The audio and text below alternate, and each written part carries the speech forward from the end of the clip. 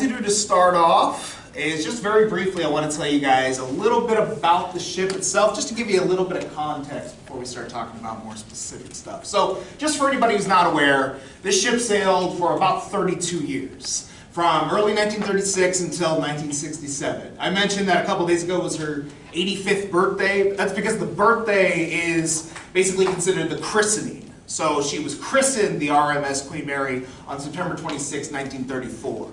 Now, sailing for those 32 years, she actually had kind of two different phases in her life, you could say. There was the time when she was a luxury ocean liner, which was from 36 to 39, and then from 47 to 67. So she was the height of luxury, you know, the most famous people, celebrities, dignitaries, royalty. These are the kind of people who were often traveling on this ship, getting across the Atlantic. Now, that little missing period in between, some of you might have noticed, that's World War II, right? So during World War II, she was in service as a troop transport and hospital ship. So really different time for the Queen Mary. And as you can imagine, World War II, that's when the most deaths would have occurred on board. Now, we don't know the exact number because she was a military ship during that time. Those are military records. But, I mean, if you just look at the mass of humanity that was on the ship at that time, just to give you a little bit of an idea, she was only built to carry around 3,000 people, about 2,000 passengers, and about 1,200 crew. The highest number she ever carried during one voyage during World War II was 16,683. So more than 5 times her original capacity. So not only that massive humanity, but the fact that she was also a hospital ship. So a lot of these people were already pretty seriously wounded or injured, who had illnesses before they even came on board to begin with, right? Now, while she was a luxury ship, you wouldn't expect too many deaths, right? But our records show 57 deaths while she was a luxury ocean liner. So those include crew members and passengers. A lot of the passengers, it just kind of shows up at the records as found dead in cabin or found dead in bunk, something like that. Basically saying like they don't know what the cause of death was. The autopsy would have happened off ship, so the cause of death never would have ended up in the records. And then for some reason there are a handful of deaths, as far as like passenger deaths go, that just show up as like unknown woman died on this date. Unknown male died on this date. Like they don't have their name, their age, or cause of death. And we don't know why. We have no idea why those records are incomplete. There are some who speculate, and this is purely speculation, there's no real evidence to support this, but there are those who speculate maybe Cunard, the company that originally owned and operated this ship, maybe they were trying to hide something with some of those deaths. They didn't want some of the details ending up in the records because maybe it made them look negligent. But who knows, right? No company would ever do anything like that, right? Of course not. Now, when the ship retired, when she was done being a passenger ship in 1967, Long Beach bought her, but they didn't buy her thinking they were getting a haunted ship, right? She didn't have that reputation yet at that point. She came here, she opened up to the public in 1971, and then pretty much right away, people started reporting things. People who worked here, people who were visiting for the day, people who were staying on board, all kinds of people were reporting things all over the ship. And early on, like from what we can tell, it kind of took some time for ship management to start embracing the paranormal. Early on, they were kind of trying to keep those rumors on the hush because they were a little concerned people wouldn't want to come here if they thought the ship was haunted. Little did they know, right? So what really, I think, turned it around for them was in the 80s. Not only had they noticed for many years at this point, people specifically coming here to hear about this stuff or to have their own experiences, but a little show called Unsolved Mysteries approached the ship about doing an episode. And so Unsolved Mysteries, sometimes they would just cover like, you know, missing persons or things like that. But sometimes they would also cover the paranormal. And they came on board, they interviewed a bunch of crew members at the time, and these people shared their experiences. And this was kind of the first time they had a big format, a big platform like that, to share these experiences. And then it just kind of snowballed from there. We started doing these specific haunted tours, and now we, of course, fully embrace it today with our Dark Harbor event and all that other stuff that we do on board. Now, if you guys are wondering about me personally, like I said, I will be talking about some personal experiences. I've been here about 6 years. And I've had some pretty strange things happen to me in that time, but I want to wait till we get to some areas where those things actually happened to kind of tell you about them. For now, let me tell you about this little room we're standing in. This would have been originally the third-class main lounge area. So, you know, third-class passengers would have little parties, just kind of lounge and stuff like that in this room. Third class never got the really big performers like first class got, but Liberace one time did do a free concert for the third class passengers in this room, so a little bit of history to an area like this, right? These days people can rent this space out for private events. So you can see there was an event going on in here last night. They just haven't quite cleaned up the room yet from that event. But I want to take you guys back about 30 years now, about 31 years actually, 1988, this story I'm about to tell you. So it basically involved a couple of members of our event staff. The room had been rented out for a party on this one particular day. It's going to go on a little later in the evening. So early in the morning, a couple of members of our event staff were going to come in and just kind of finish setting up the room. They kind of started the day before. So early in the morning, they come through this door right over here. They walk in, and they're expecting to walk into a completely empty room. The room had been locked up all night.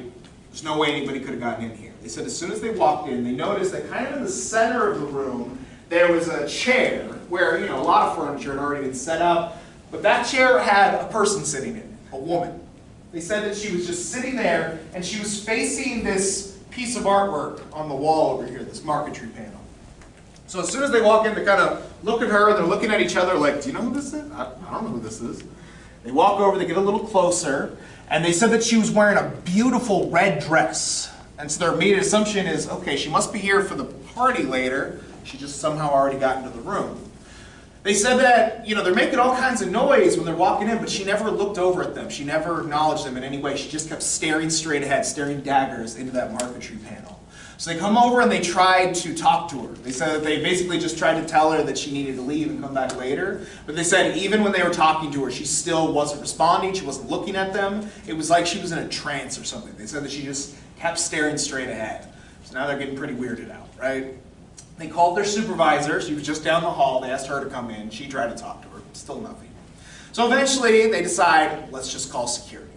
So the supervisor goes over to where the phone is located. She's talking to security. The other two are just standing there watching her the whole time, just seeing if she moves, seeing if she does anything differently. And they said that as their supervisor is talking to security on the phone, as they're watching her, basically the woman was there 1 second and then she was just gone. Like she just disappeared into thin air. They said it was like she was never even there in the first place. Now, a sighting like this, we refer to it as a full-bodied apparition. And basically what that means is it looks just as real as you or me. It can be mistaken for a real living person because, they're not translucent or anything like that. But usually sightings like this, when somebody reports something kind of similar to this, the sighting will last a few seconds, maybe a minute or two at the absolute most. This one, from the time they first came in and saw her to the time she actually disappeared, they estimated was somewhere around 10 minutes. That is easily one of the longest continuous sightings we've ever had on record here on the ship. Now I say on record because you never know about the stuff people don't tell us about, right? But I have to believe if somebody had a sighting that lasted longer than this, they probably would have told us about it, right? Now we've never been able to connect this woman to a specific death that occurred on the ship, but that's just because the description was very vague. They didn't say even roughly how old she looked, hair color, anything like that. All they mentioned was the red dress. It's like they were just so fixated on this beautiful red dress, they just didn't remember anything else about her, essentially. So who knows? Who knows who she might have been? Now, one other thing I want to mention before we kind of continue from this spot. Some of you might be wondering why the room we're staying in right now has a completely slanted floor. That's actually something you're going to feel on a lot of different parts of the ship because every deck of this ship is built with a curve from end to end. So the closer you get to the ends, the more it'll start to kind of slope like this. That's basically just to keep the ship flexible. As she was sailing, she would have waves hitting her from side to side, and she'd kind of bend and twist with those waves. So any questions before we continue to our next location? No? All right, let's have you guys follow me right back out this way. Right, this is the area it's most pronounced because this is the longest you can look from one point of the ship to the other. She's 1,019 and a half feet long. This hallway is almost 900 feet right here. Now, something that a lot of people ask when they come onto the ship, especially if they're going to be staying in the hotel, right? Because these are the hotel rooms, some of them right here. A lot of people ask, which ones are the haunted rooms, right? People ask that question for one of two reasons. Either they really want to stay in a haunted room, or they really do not want to stay in a haunted room, right? And the thing is, we can't make any sort of promises one way or another. Any room you stay in, you might experience something, you might not. We can't promise one way or another. Now, in some cases, people just experience little things. And they'll just talk about hearing little noises, seeing a little bit of movement in the darkness, maybe electronics looked a little strange, phones suddenly dying out of nowhere, TVs turning themselves on, lights turning themselves on. I've even heard people say that they've had the faucets in their bathroom turn themselves on. I had a guy who was on one of my tours a couple years back, and he told me that the night before, there was all this noise coming from the room next to him, like in the middle of the night. He said that they were speaking French, and they were speaking really, really loudly, and it was keeping him up. So he called the front desk, and he said, hey, can you please tell the people in the room next to me to keep it down, because I can't sleep. And you hear them like typing up on the computer, and they say, sir, actually the room next to you is not occupied at the moment. It's empty. There shouldn't be any noise coming from it whatsoever. So they actually had to send security to his room. And I clarified that just to make sure he wasn't messing with me. I know a lot of the security guards, so I clarified this with security. They legit had to send somebody to the room next to his to check and make sure nobody had broken in the middle of the night. And it was empty. So you never know what you might experience. There was a gentleman who was staying on the ship a few years back, who was staying right here on A deck, the deck we're on right now, and he said that he woke up in the middle of the night because he heard this noise from his bathroom. He said that it sounded like a really loud crash.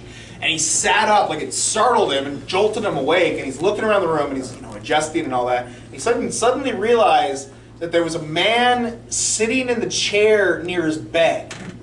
So he was staying in this room alone. He doesn't know who this guy is. He said he was just sitting there reading a newspaper, practically in the dark, right? There's only a little bit of light in the room where you can just kind of barely see. There's just this guy sitting there reading a newspaper. Said the guy never looked up at him, never acknowledged him.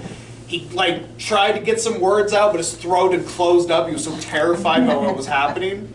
So he eventually just did what any logical person would have done in his situation. He puts the sheets over his head and he lays back down. And he closes his eyes. And he said he just wanted the guy to go away. He just couldn't handle what was happening. He was just freaking out. He's just like, please just go away. Please just go away. And eventually, he said he started to kind of drift off back to sleep. But that caused him to wake up again because he didn't want to fall back asleep. So he sits up. Now the room is empty. He has no idea how much time has passed at this point, but the room is now empty. Then he remembers that what initially woke him up was a noise from the bathroom. So he gets up and he goes to check it out. And he said that his shaving kit had actually been opened up and the contents had been dumped all over the sink. And so that was the noise that had woken him up. And so a lot of us, we read this report and we were thinking, it almost doesn't seem like the guy reading the newspaper had anything to do with what happened in the bathroom. It seems like that room had two completely separate paranormal experiences in one night. So you might experience nothing, you might experience multiple things. You just never really know for sure. So anybody who is staying with us tonight, or if you're considering staying with us, good luck. So you guys follow me a little further this way.